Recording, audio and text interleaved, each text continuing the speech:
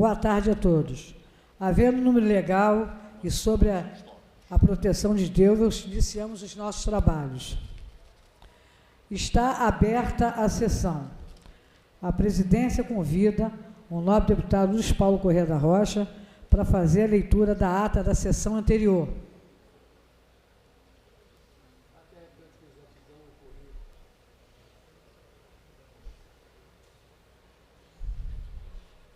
Senhora presidente, deputada Lucinha, a ata reflete com exatidão o ocorrido na primeira sessão extraordinária, que, iniciada às 16h05, foi encerrada às 18h05.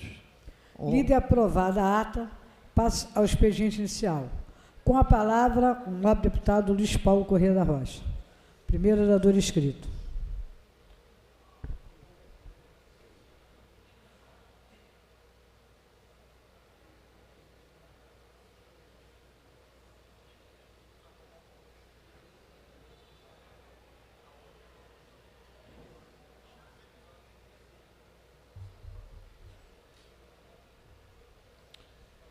Senhora presidente, deputada Lucinha, esta casa, por decisão do presidente Bacelar, no mês de março, que é um mês muito relevante para as mulheres, porque o dia 8 de março é o Dia Internacional da Mulher, todas as sessões estão sendo presididas por mulheres.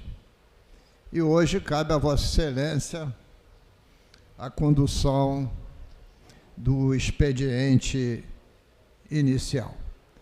Queria saudar os deputados que nos acompanham de forma remota, queria saudar as senhoras e os senhores telespectadores da TV Alerj e a senhora intérprete da língua de Libras, que leva a nossa voz aos deficientes auditivos. Deputada Lucinha, a senhora há de lembrar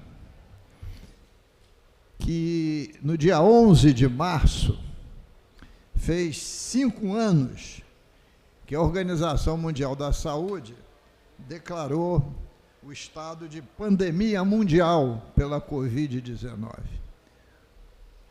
E aqui no Rio de Janeiro, também me lembro que o decreto do governador, à época, foi do dia 14 de março de 2019, 3 dias depois da decisão da OMS.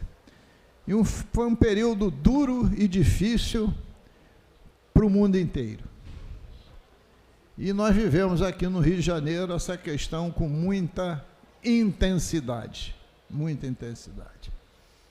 porque perdemos amigos próximos, vítima de Covid. Parlamento Fluminense perdeu 2 parlamentares. 2 parlamentares. E grande parcela desse parlamento teve Covid. Ou mais branda ou mais forte, mas teve Covid, em qual me incluo, da forma branda. Mas também, naquele período, tinha uma corrente de governo que era contra a vacina, o que gerava problemas entraves aqui na nossa Casa Legislativa. Mas, mesmo assim, tanto eu, como Vossa Excelência e tantos outros deputados, conseguimos aprovar projetos relacionados ao Covid-19 da máxima importância. Então, foi 5 anos em que a gente sofreu muito pela perda dos nossos entes queridos, daqueles que ficaram com sequelas e principalmente desse movimento tão contrário às vacinas, que levou também a muitas mortes pelo esse negacionismo. E esses erros, tanto do governo federal e muitas vezes de governos estaduais, agravou o problema. Mas temos também que lembrar que é desse período uma outra tragédia, a tragédia da corrupção na aquisição de respiradores, por exemplo, entre tantos outros implementos que visavam minorar os sofrimentos das pessoas internadas pela Covid. Foi uma enxurrada a posteriori de denúncias dos ministérios públicos, dos mais diversos governantes e atores. E nós entendíamos à época, e como os entendemos até hoje, que em Covid, você se apropriar do erário é um crime hediondo. Aproveitar do sofrimento da população para se apropriar de recursos públicos. Então, a gente está trazendo essa questão à pauta, porque 5 anos se passaram. Não temos hoje a tragédia da Covid, mas continuamos a conviver com a tragédia da corrupção. Ontem mesmo, via nos jornais que o STF aceitou denúncia contra 3 parlamentares que se apropriaram, se arreglaram com outras corruptos, no sentido de se apropriarem de emendas impositivas do orçamento federal. Essa mazela da corrupção é uma das mazelas mais difíceis de se combater, porque é uma mazela que também está associada à violência que está implantada nesse estado do Rio de Janeiro, onde forças do narcotráfico, da milícia, estão associadas para perpetrar uma série de crimes, inclusive tomando dinheiro da população como forma de garantia, na venda do gás, na gatonete e tantas outras formas possíveis e inimagináveis.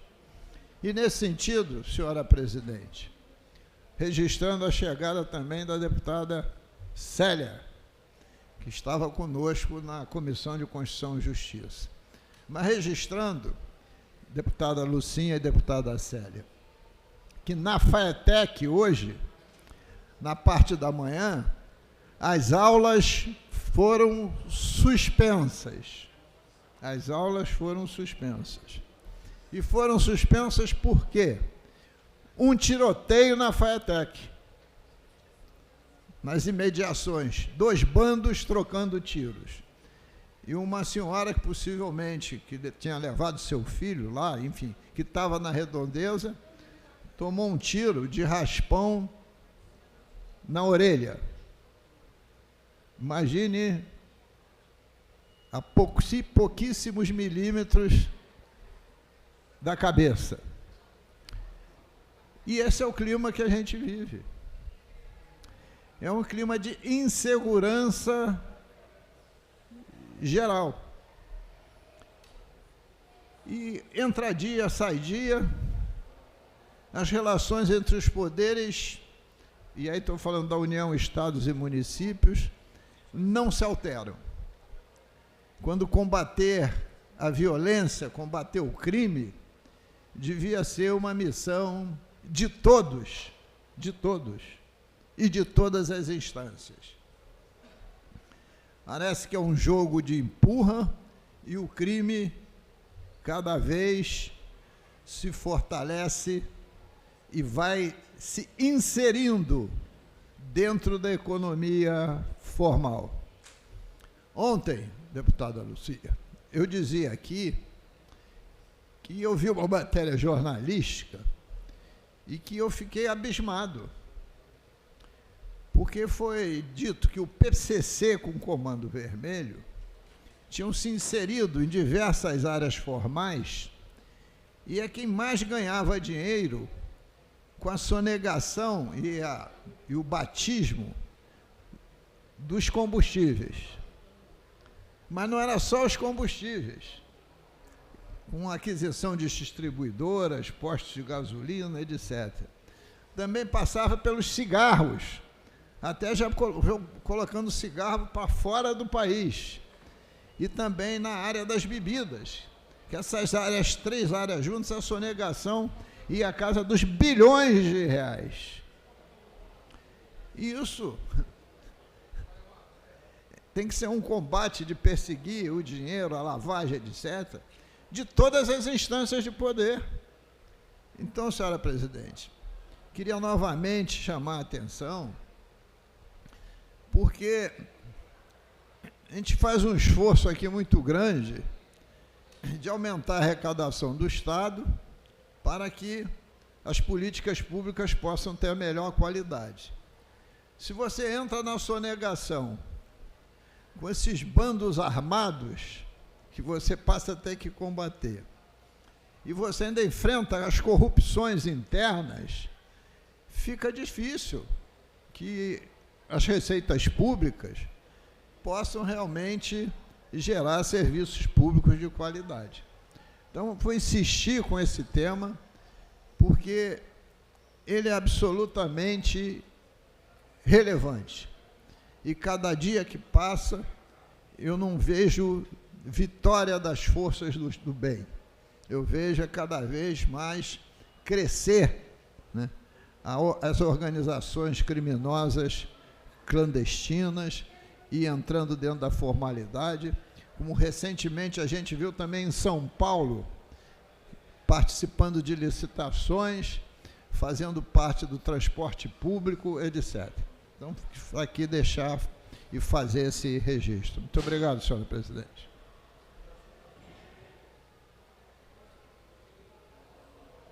Próxima oradora inscrita, a deputada Célia Jordão.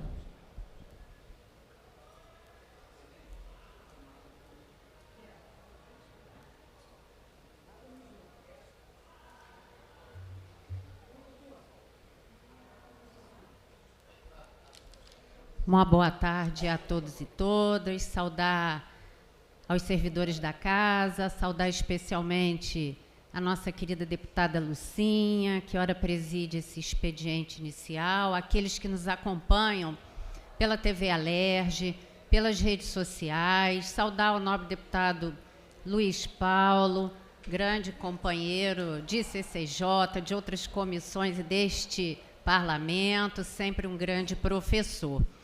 Dizer que hoje subo aqui a esta tribuna para, primeiro, dizer que hoje pela manhã a CCJ teve uma reunião bastante produtiva, com diversos debates relevantes, não é, para esta casa e para o Estado do Rio de Janeiro.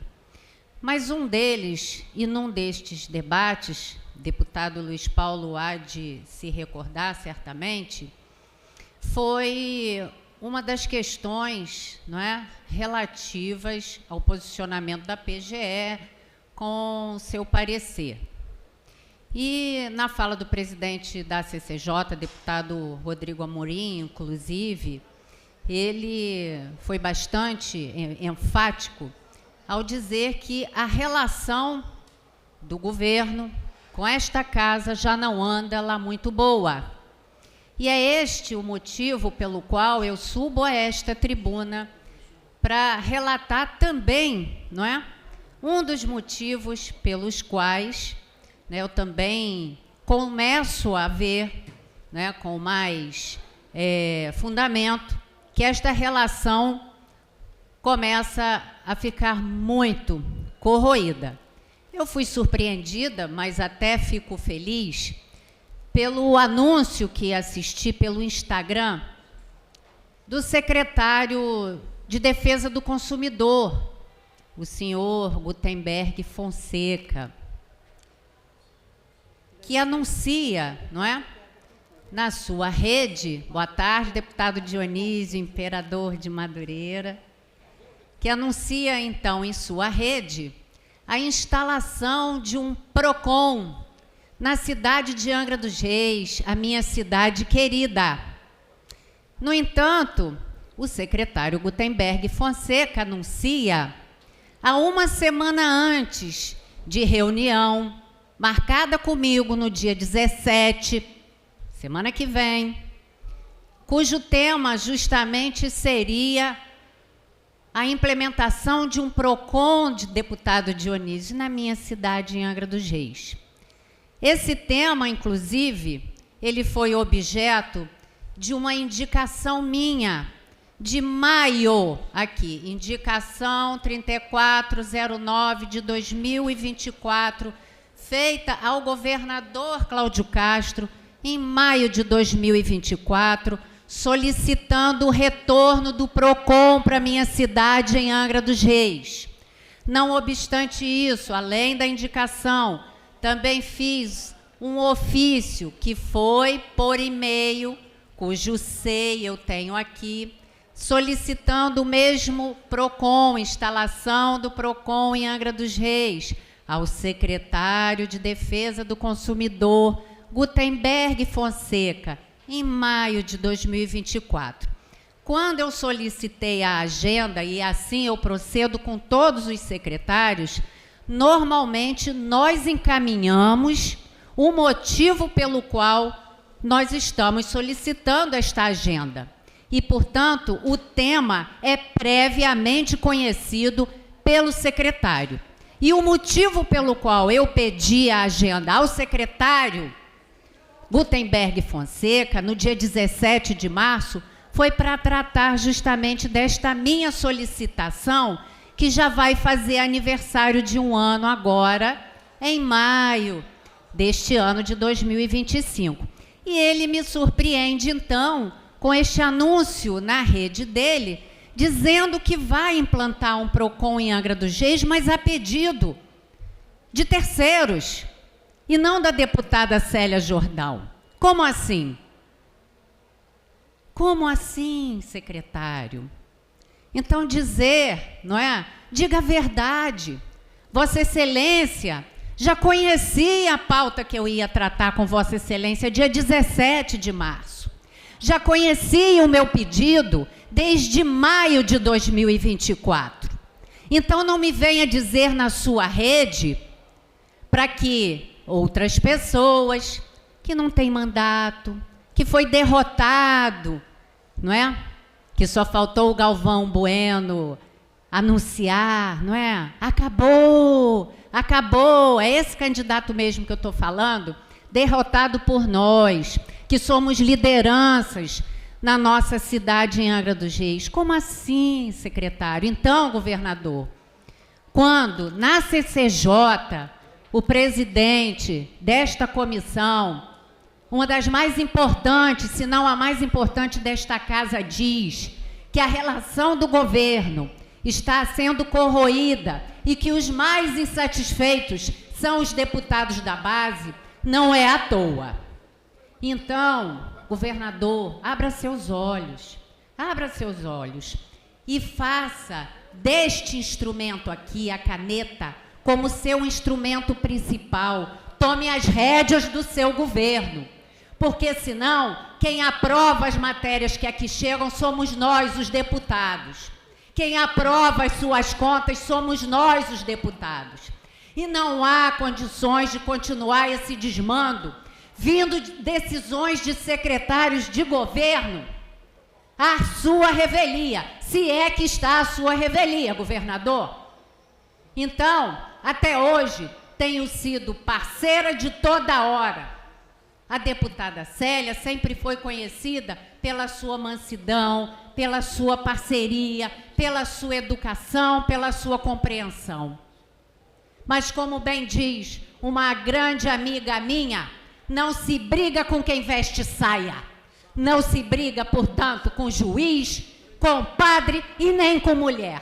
Este era o recado que eu deixo aqui nesta tribuna na tarde de hoje, e dizer aqui aos cidadãos da minha cidade que se o PROCON for instalado na cidade de Angra dos Reis, é porque esta deputada aqui vem batalhando por ele, não é de hoje. Uma boa tarde, muito obrigada àqueles que têm nos acompanhado, nos apoiado enquanto parlamentar, não é? E essa força aqui feminina, essa mulher aqui, não vai ser derrotada por homem nenhum. Uma boa tarde a todos e a todas. Queria parabenizar a deputada Célia Jordão, que hoje ela falou com o coração.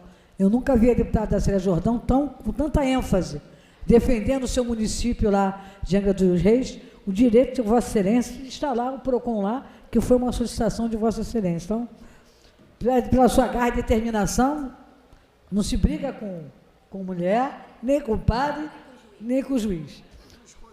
Nem com os conselhos, segundo o deputado Luiz Paulo. Com a palavra, o novo deputado Dionísio Lins.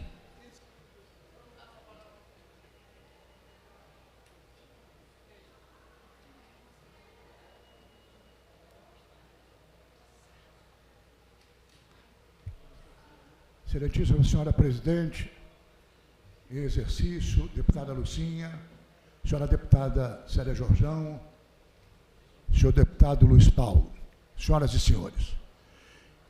Eu quero, nesse momento, antes de iniciar a minha fala, parabenizar a deputada Célia Jordão e dizer que estou solidário a ela como vice-líder do governo, que é inadmissível qualquer que seja o secretário de Estado assumir demanda que não lhe pertence, assumir realização quando tem autor.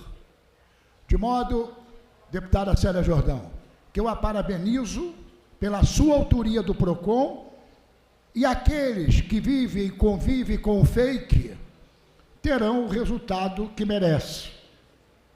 Agora, quero dizer para a senhora que não tem o abono do governador Cláudio Castro, porque esse cidadão foi nomeado por um partido, por um líder de partido e por um líder do judiciário. Então, ele não é nem nomeado politicamente, dentro do teor. Absolutamente nada tenho de pessoal contra ele, porque é um juiz de futebol, mas já teve o seu constrangimento quando foi secretário de Esporte e Lazer.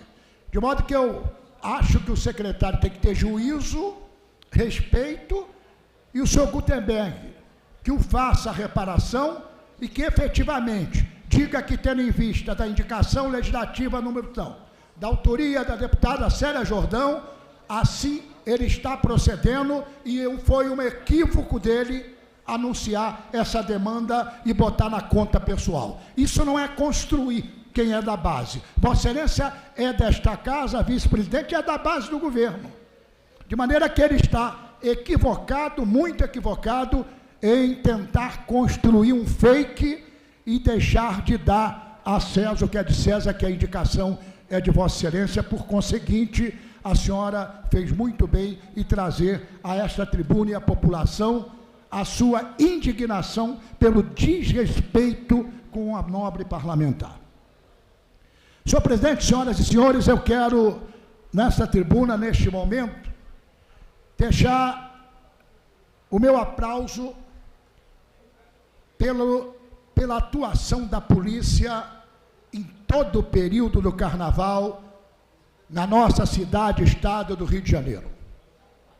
Devo dizer que, na minha região, especificamente na Zona Norte, nós tivemos uma atuação firme do secretário de Estado de Polícia Militar, da Secretaria e o secretário, por conseguinte, de Polícia Civil e do secretário de Segurança Pública. Nós conseguimos, através do governador Cláudio Castro, mostrar à população que os fake que diziam que a população ficasse em casa ou que se preocupasse com o carnaval, passaram vergonha. O Rio de Janeiro deu aula de policiamento. Na Zona Norte, na Zona Sul, em cada canto desse estado. Aonde você ia, tinha polícia militar de prontidão.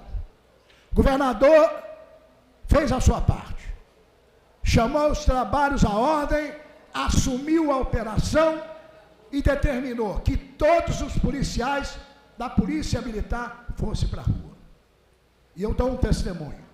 Na minha região, que temos o 16º, o 41, o 9º BPM, o secretário em particular, Coronel Menezes, assumiu paralelamente e passou a comandar ambos os batalhões e garantir à população a segurança pública. Na nossa região, de Madureira, Marechal, Oswaldo Cruz, Vila da Penha, Braz de Pina, toda a região, inclusive Vista Alegre, não é? Todo o segmento, Rocha Miranda, policiamento à vontade. Em todo lugar que se ia, eu rodei todos os carnavais. Tinha policiamento atendendo a população. Índice zero de reprovação. A população aplaudindo de pé este carnaval da família e aplaudindo o governador Cláudio Castro pela segurança pública que ele nos deu. Devo registrar a minha gratidão também ao prefeito Eduardo Paes, que atendeu, limitando, mas atendeu os carnavais da Zona Norte. A nós, por exemplo, que fizemos 8 carnavais. Fizemos carnaval com o governador Cláudio Castro, através da Secretaria de Estado de Eventos. Fizemos carnaval com o prefeito Eduardo Paes, através da Rio Tour. Fizemos, no leque geral, um agradecimento em nome da população, do governador do estado, Cláudio Castro, e do prefeito Eduardo Paes. E hoje, registro nos anais dessa casa o meu aplauso em nome da minha população. A polícia militar, a polícia civil, a Secretaria de Segurança Pública. É natural que a população se sentiu mais segura no evento. Mas devo dizer a todos vocês que vem coisas melhores ainda. O governador está firme contra aquele avanço que se dá hoje do crime organizado. O governador tem assumido de perto a Secretaria de Segurança e a comandado. E tem determinado tolerância zero para barricada. O governador estará comandando a operação também, para além de tirar a barricada. Essa firma de entorpecente recuar, porque vai ter que recuar. Agora mesmo acompanhamos em nossa região aquele que é do conselho, da estrutura, que é evangélico, que quebra tudo quanto é santo, que não deixa o cidadão espírita caminhar. A polícia deu um chega para lá. É natural que, infelizmente, por mais que se tenha o avanço da informação, infelizmente, tem também o avanço daqueles que utilizam a polícia e deixam vazar a operação. Mas nós estaremos sempre ao lado da polícia que defende o cidadão de bem com rigor. A prova está com essa invasão, onde quebrou a maior estrutura do crime organizado de lazer. Ora veja, um pastor comanda uma firma de entorpecentes. Mas aí o pastor ora a Deus, uma oração a Deus e outra ao demônio. Porque não é possível que alguém de sã consciência utilize o nome de Deus, utilize Estrela de Davi para dizer que está fazendo bem. Eu quero dizer que é intolerável o que se acompanha ainda no Rio de Janeiro. É inaceitável a gente vê crianças caminhando porque ainda existe essa desgraça desse crack. É inaceitável que esse comando colorido continue negociando crack. E aí se passa no segmento onde eles comandam e se vê jovens, inclusive grávidas. E se vê aqueles jovens que não têm o abraço do futuro. E eu indago, eu peço sempre encarecidamente ao governador, determine tolerância zero para esse tal de crack. Chame os trabalhos à ordem, chame os comandantes de batalhão e diga o seguinte: aonde tiver crack, está exonerado, e coloca outro comando. Não é mais possível aceitar isso. Eu passei na área visitando os nossos carnavais e acompanhei meninas jovens esperando filho, grávidas. O que será dessa criança se essa pessoa não se alimenta, se essa pessoa vive jogada? Eu acho que está na hora do governador, além da tolerância zero das barricadas, criar a tolerância zero contra o crack. Isso é um desrespeito à população, isso é um desrespeito ao cidadão de bem. Passar numa maré, um batalhão ao lado, e aí se vê um monte de gente, um monte de jovens ali, utilizando o crack, comprando perto do PPM da Maré. Na minha região, de um lado, eu não tenho nenhum tipo de constrangimento. Do outro lado, aliás, devo dizer com muita tranquilidade, lá o Conselho de Israel, lá o dono da firma, tem lá, infelizmente, mas tem uma atuação contra esse tal de crack. E nos segmentos da área, não tem crack. E no outro segmento, tem crack. E eu indago, até quando vamos conviver com isso? Até quando vamos conviver com o cara que abre um ferro velho e começa a comprar os produtos inidôneos que os jovens cracudos adquirem, furtam e vendem para o ferro velho? E o ferro velho tem o seu direito de ter o alvará, mas para comprar produto procedente. Mas hoje há uma indústria de ferro velho comprando furtos e roubos. A legislação existe até que proíbe.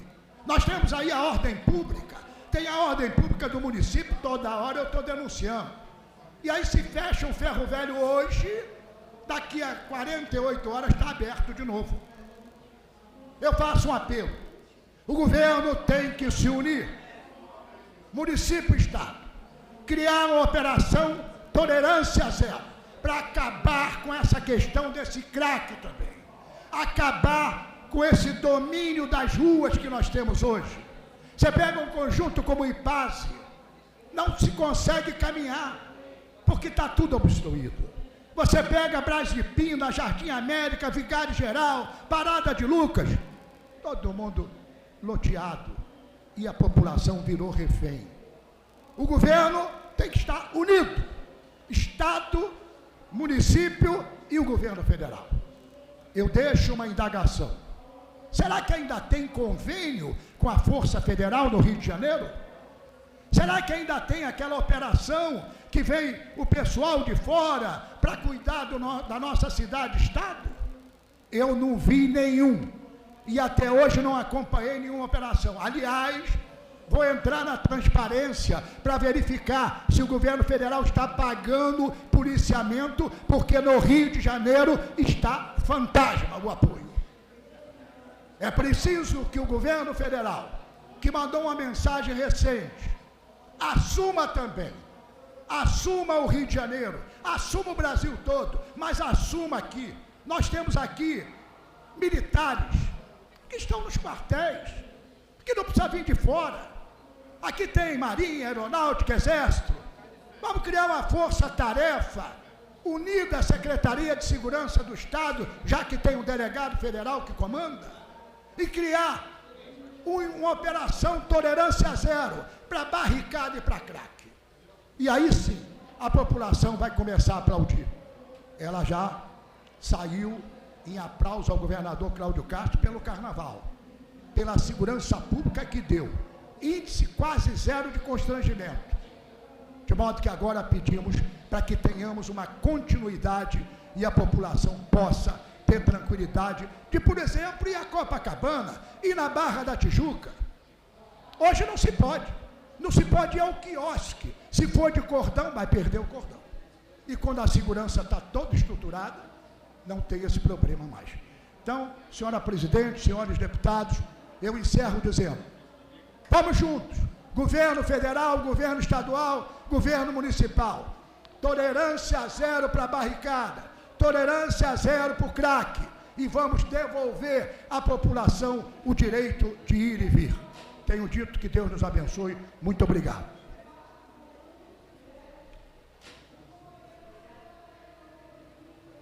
Obrigado, deputado Dionísio Lins. Não havendo mais nenhum orador inscrito, a sessão está suspensa até às 15 horas.